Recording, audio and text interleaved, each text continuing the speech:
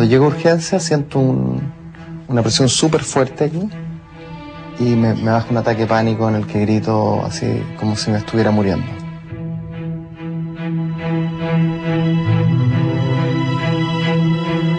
Es como si te apretaran el corazón y paráis de respirar. Sin ni siquiera pensar que te estáis muriendo, sabéis que te estáis muriendo. A comienzos de agosto del año 2000, Isabel y Ricardo se habían casado por la ley civil. Pocos días más tarde, después de jugar un partido de fútbol, Ricardo sufrió un severo infarto al corazón. Cuando salió el doctor a hablar conmigo fue a decirme nos vamos corriendo a Pabellón. O sea, es la posibilidad. Y ahí yo corrí, nos juntamos arriba y era, imagínate, lleno de equipos, máquinas enchufados por todos lados. Y esperar qué es lo que pasaba arriba, pues. Si es que el corazón seguía resistiendo o no, había que esperar a ver si resistía la operación.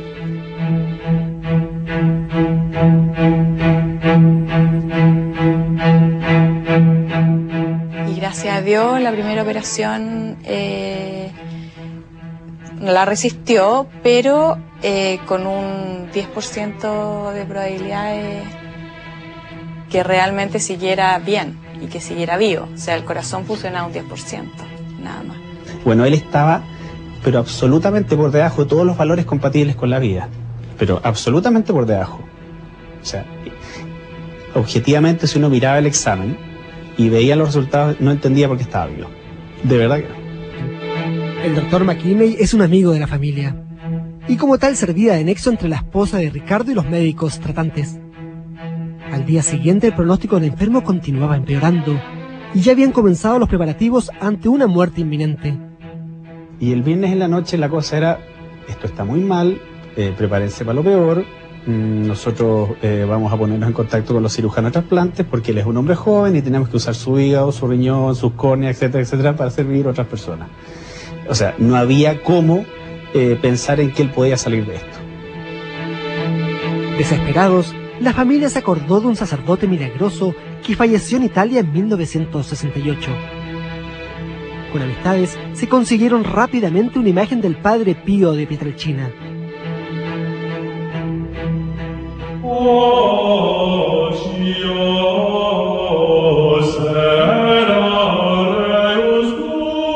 Y llegó la estampita, y ahí te juro que fue como que me hubieran zamarreado y me hubieran dicho, o sea, esta es la posibilidad y aquí hay dos cosas, o está todo el mundo llorando y tú llorando, y Ricardo va a seguir igual y peor, o tú armas a toda esta gente para que se ponga a rezar.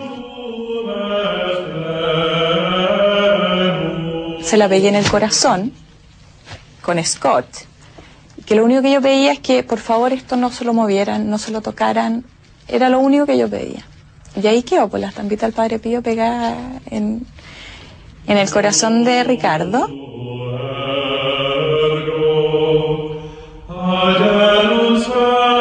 Al principio estaba destrozada, pero después de que apareció el Padre Pío, no sé qué fue, es como que me hubieran dado vueltas así 180 grados y fue una paz interior increíble. Estaba segura que se iba a mejorar. Absolutamente segura. Motivado por una fuerza superior, Isabel empezó a rezar más fuerte que nunca. El Padre Pío perteneció a la Orden de los Franciscanos Capuchinos. Quienes le conocieron en vida no tenían dudas de que era un hombre santo. Fueron miles las personas que llegaron hasta él en busca de un consuelo espiritual. Su tumba hoy día es venerada en el convento de San Giovanni Rotondo, un pequeño poblado ubicado al sur de Roma. En Italia, Chile y muchos países del mundo son miles los creyentes que le siguen rezando al Padre Pío por la sanación de sus enfermos. Según la literatura médica se afirma que si una meningitis afecta a 5 órganos, la mortalidad del paciente es de un 90%. Si afecta a más de 5 órganos, la mortalidad es de un 100%. En el caso de mi hijo, fueron 9 los órganos comprometidos. Nunca en la historia de la medicina ha sobrevivido un paciente con estos síntomas tan graves. A comienzos del año 2000, una familia italiana sufría ante la inminente muerte de su hijo menor de 9 años. Los médicos ya no podían hacer nada por su vida. Al salir del departamento de pediatría, vi un cuadro de Jesús y al lado había uno del Padre Pío. Y empecé a repetir la pequeña novena que el Padre Pío solía decir: cualquier cosa que pidas a mi Padre en mi nombre, Él os la otorgará. Buscad y encontraréis. Llamad y os será abierto. Tomé el rosario que tenía siempre conmigo y empecé a rezar. El pequeño Mateo continuó empeorando. Sufrió un paro cardíaco y un edema pulmonar. Finalmente cayó en coma. Prácticamente había fallecido. No me rendí, y al día siguiente, cuando empezó la procesión de amigos que nos preguntaban lo que podían hacer por nosotros, yo les decía: recen, recen, recemos juntos. Así se creó una red, una cadena de plegarias.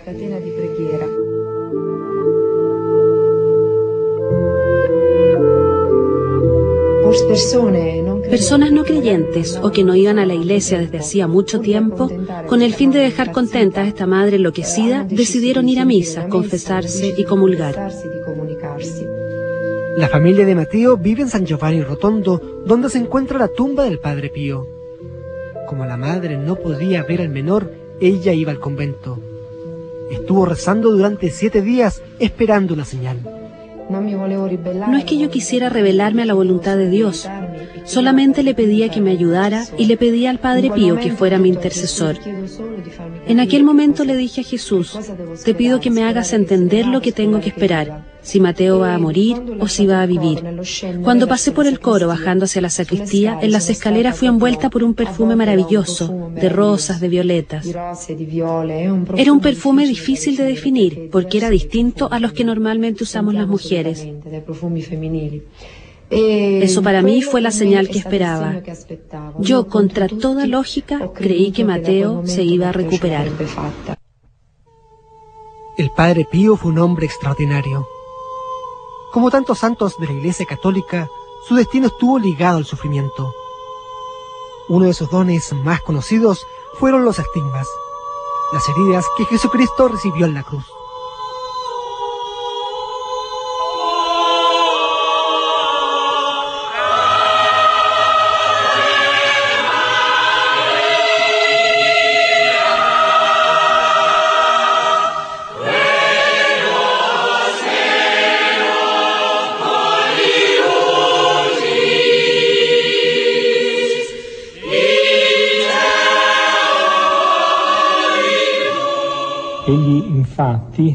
Él presentó manifestaciones estigmáticas en la palma de las manos, en la planta de los pies y también un estigma en uno de los costados. El 20 de septiembre de 1918, mientras el Padre Pío estaba rezando frente a este crucifijo, cayó en un estado de dulce éxtasis que fue acompañado con un profundo dolor físico. El Padre Pío comenzaba a compartir con Jesús el martirio del Calvario. Se convertía en el primer sacerdote estigmatizado de la historia. Así lo describió en sus cartas a su director espiritual.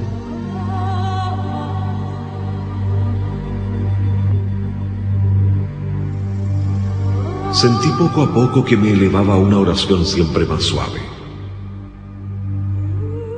De pronto, una gran luz me deslumbró y se me apareció Cristo que sangraba por todas partes. De su cuerpo llagado salían rayos de luz, que más bien parecían flechas, que me herían los pies, las manos y el costado.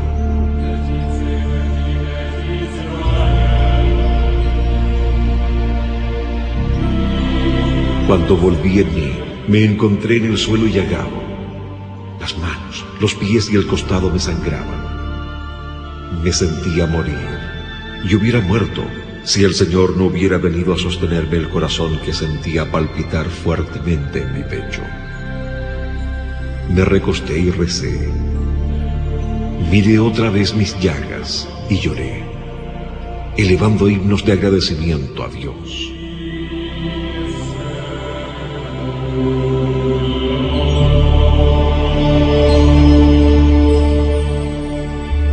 Esta fotografía le fue tomada por orden del Vaticano. Al interior de la iglesia había quienes desconfiaban del Padre Pío. Según la fe católica, un estigma de origen divino es el símbolo de la unión con el Cristo en la cruz. La persona que lo sufre renueva los dolores físicos y morales que padeció Jesús por el perdón de los pecados en el mundo.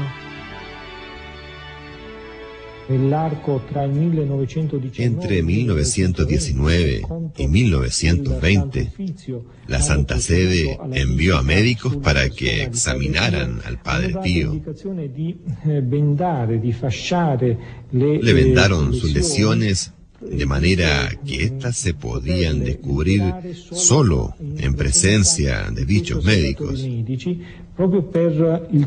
Esto lo hacían porque pensaban que el padre podía estar autoprovocándose estas heridas. En un comienzo el Padre Pío trató de curar sus heridas, pero sin éxito. Él prefería mantener sus manos enguantadas. Así contenía el derrame de sangre y evitaba la mirada de los curiosos. El Padre Pío se sentía indigno de tener las llagas de Jesús. Años después, la Iglesia reconoció el origen sobrenatural de sus estigmas.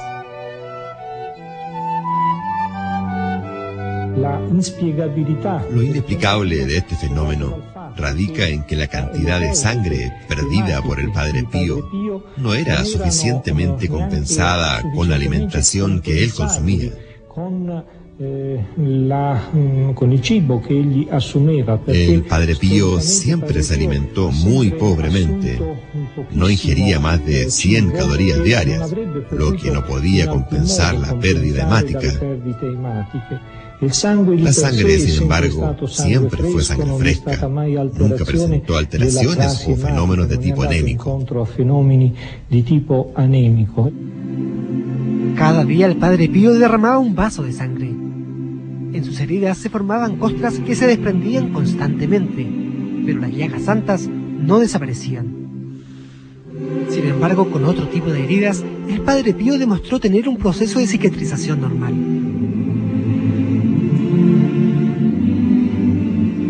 Para evitar que los fieles le profesaran una falsa idolatría, la Iglesia le prohibió que mostrara sus estigmas públicamente. El único momento en que se sacaba los guantes era durante la Santa Misa. Sin embargo, siempre trataba de ocultarlos con su vestimenta. Durante la misa el Padre Pío revivía el sufrimiento del Calvario, y los estigmas representaban concretamente ese dolor que siempre lo acompañaba. Como nosotros teníamos el hábito de besarle las manos, uno debía preocuparse de no apretarla, porque si no la retiraba violentamente por el dolor que esto le provocaba. Ese sufrimiento también se notaba en su modo de caminar. Él caminaba lentamente, ya que debía apoyar el pie de tal manera que no le causase dolor, un dolor que sin duda debería ser muy agudo. Según algunos sacerdotes y médicos que le conocieron, de sus llagas sangrantes solía emanar un perfume muy agradable, difícil de describir. Hay quienes afirman que han podido percibir ese perfume mientras estaban rezándole o después de haber sido sanados gracias a su intervención. La noticia de los estigmas se esparció rápidamente por Italia y por el resto de Europa. El pequeño pueblo de San Giovanni Rotondo comenzó a recibir un creciente número de feligreses. Muchos llegaron atraídos por sus llagas, pero la fama de santidad del padre no se debía a los estigmas. Él tenía el don de la escrutación, del corazón, de la conciencia. Algunas veces en la confesión yo me olvidaba de contarle algún pequeño pecado. Él me preguntaba, ¿has dicho todo? Sí, le contestaba. Y él me decía no, y me recordaba el pecado que yo había olvidado. Él tenía ese don de leer la conciencia. Para él éramos como un libro abierto. Durante gran parte de su vida sacerdotal, se dedicó a servir como confesor. Diariamente pasaba en el confesionario cerca de 14 horas. Era tal la cantidad de personas que llegaban a confesarse con él que se debió implementar un sistema de atención por números. Las personas debían esperar hasta por 4 días su turno.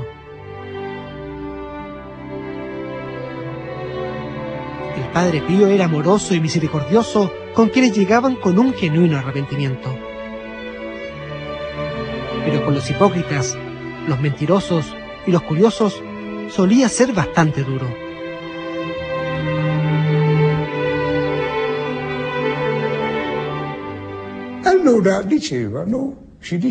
Algunas veces echaba a personas del confesionario. Después ellas reconocían que habían venido para saber si leían la conciencia. Esto era un testimonio de que el padre efectivamente leía las conciencias. Pero la dureza era parte de su estrategia. A todos los que echaba de confesionario volvían arrepentidos a la iglesia.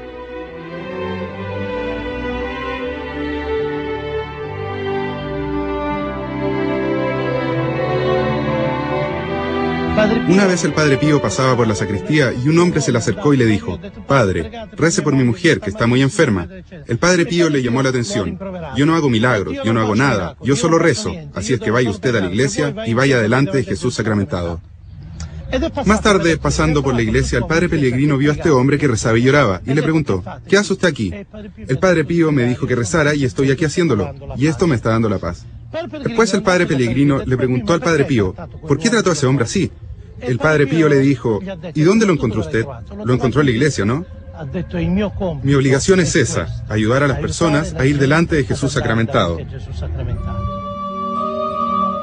Padre Pío solía decir: «Casi todos vienen a mí para que les alivie la cruz. Son muy pocos los que se me acercan para que les enseñe a llevarla».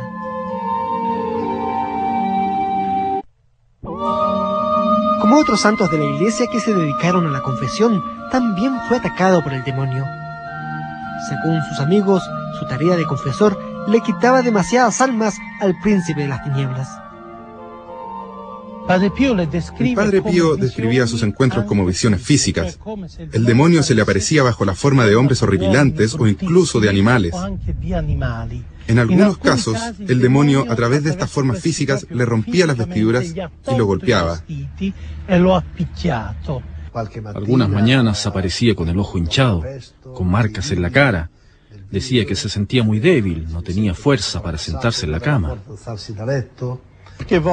Algunas veces el demonio lo tiraba en la habitación, y él se golpeó una vez aquí en la frente y quedó muy contuso. Estaba tan mal que pensamos que podía morir. En otros casos, el Padre Pío no pudo ver nada, pero en el dorso de su espalda encontró marcas de flagelaciones, de sangre, moretones. En sus cartas se refirió así a la presencia del demonio. Estoy en las manos del diablo que intenta arrancarme de las manos de Jesús. Satanás con sus artes malignas alborota, ruge, emplea todos los esfuerzos para arrancarme del pecho aquella fe y aquella fortaleza que viene del Padre.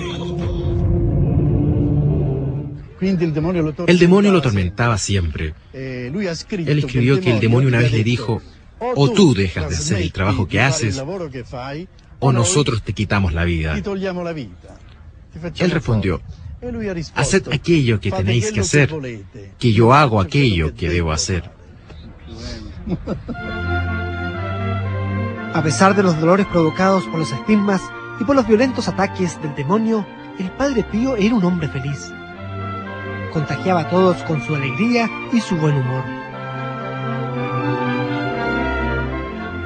Una vez un devoto del Padre Pío se acercó a él y le dijo: «Padre, me encontré en Florencia con un médico, el cual me preguntó: ¿a dónde es que vas?».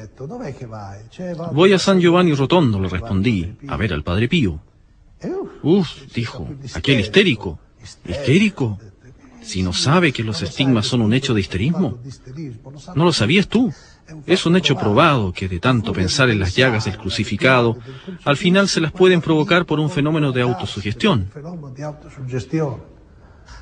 «Bueno», dijo el sacerdote, «cuando lo veas, le dices que el Padre Pío se convenció de aquello que él afirma».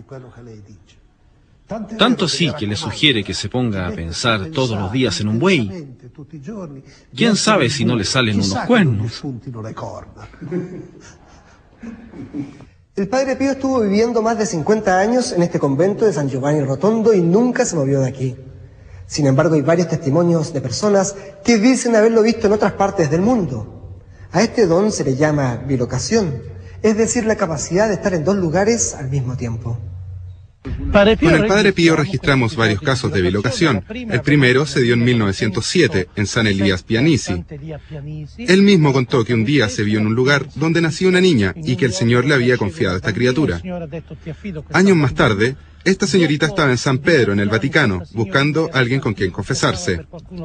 Encontró un sacerdote que la confesó y cuando se dio la vuelta para agradecerle, el sacerdote había desaparecido. Después de un tiempo, ella vino a San Giovanni, donde reconoce al Padre Pío como el sacerdote que la había confesado. Este es uno de sus dones más importantes. Un obispo le pidió al Padre Pío ser asistido por él en el momento de su muerte. Cuando llegó la hora, el obispo estaba en Uruguay, pero antes de morir escribió una nota donde decía: el Padre Pío mantuvo su promesa, vino, me bendijo, me absolvió y me confortó. Casi toda su vida el Padre Pío fue acosado por multitudes de fieles que llegaron atraídos por sus diferentes dones, pero especialmente buscaban en él el don de la sanación.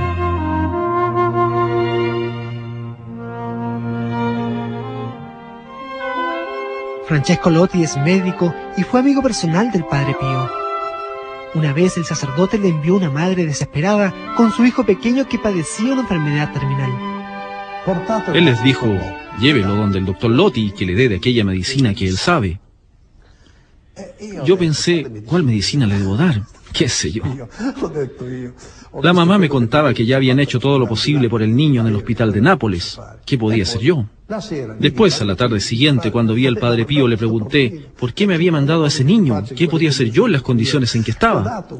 Le dije que se me había ocurrido darle un sobrecito de bromuro que él mismo me había dado unos días antes, que le había dado un poquito, pero como un acto de fe.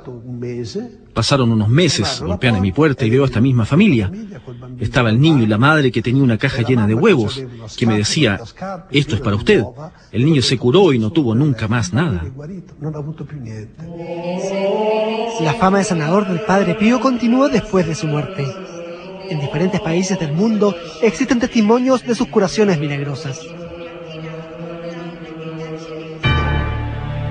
En 1999, un sonidista del programa Informe Especial fue baleado en la cabeza mientras cubría un conflicto bélico. Cuando llegó de gravedad a un hospital italiano, su madre lo encomendó al Padre Pío. Y en eso que se va el enfermero, aparece un sacerdote con hábito café, cruza por mi cama, se pasa al lado izquierdo mío, me toma la mano, que yo no tenía paralizado al lado izquierdo, me habló unas palabras en italiano y empecé a mover la mano. Y al día siguiente le dije a mi mamá, porque mi mamá me acompañó. Y ella, ordenando su cartera, sacó una figurita del Padre Pío. Yo le dije, él fue el que me vino a ver. Entonces mi mamá no la podía creer. ¿Pero era una presencia real, Abner? ¿Era sí, una era persona? Real, porque yo estaba absolutamente consciente. Yo ya había salido de la UTI. Cuando Isabel colocó la estampita del Padre Pío sobre el corazón de su marido, Ricardo comenzó a experimentar una mejoría progresiva. Por otra parte, el equipo médico había luchado tenazmente para salvarle la vida. Después de algunos días, determinaron que intentarían desconectarlo del respirador artificial. Entonces se formó una gran cadena de oración, esperando la hora señalada, las 6 de la tarde. Y a las 6 de la tarde en punto, eran, te juro, 200 personas, 300 personas en el piso de arriba de la clínica Las Condes. Pusimos un altar, prendimos vela y empezamos a rezar el rosario. 15 minutos después sale una enfermera corriéndome y me abre la puerta y dice: Isabel, por favor, ven. Yo casi me morí de susto, pensé que había pasado algo. Y entro a la unidad coronaria y está Ricardo sentado en la cama, respirando solo y tomando agua. Imagínate mi cara, o sea, nos abrazamos y lloramos los dos. Una cosa me pareció rara cuando me desperté, y era que estaba lleno en los brazos estaba lleno de catéteres y cuestiones, y abajo de las telas en plásticas vi unas ramitas que tenían un aroma súper agradable y no se me ocurrió nada más que decir, oye, qué buena idea para no sentir este olor a clínica, nada mejor que te pongan unas ramitas olorosas. La verdad es que nunca existieron. Estas ramitas fueron producto de mi imaginación. Y a los 3 días cuando leí sobre el Padre Pío, sabía que, es decir, ahí supe que siempre él aparecía con olores. Yo nunca lo vi, pero sentir ese aroma, sentir ese cariño, fue una experiencia, fue una experiencia.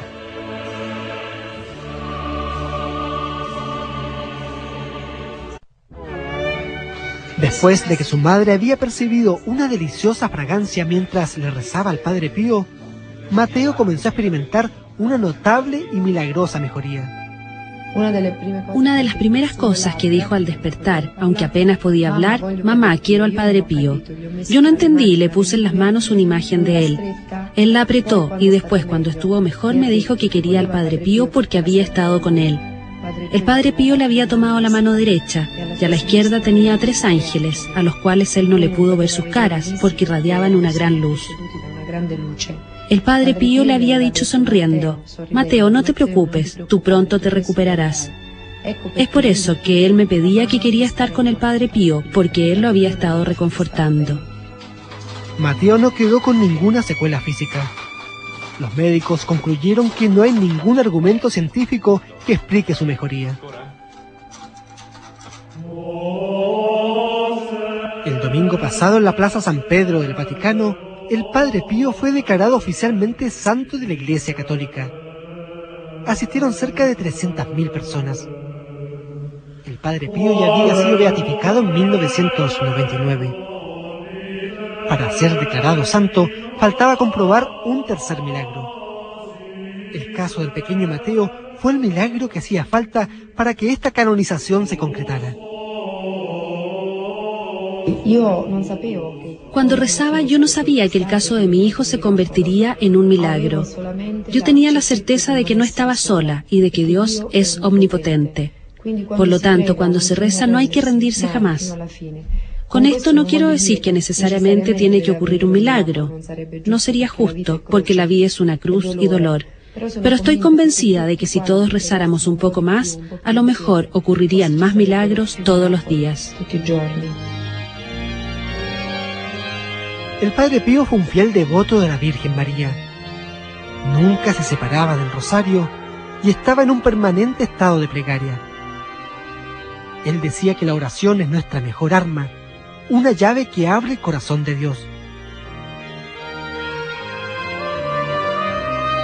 El Padre Pío ofreció la misa hasta el día anterior a su muerte. Él falleció el 23 de septiembre de 1968. Unos días antes, los estigmas que lo acompañaron durante 50 años habían desaparecido, tan milagrosamente como un día aparecieron.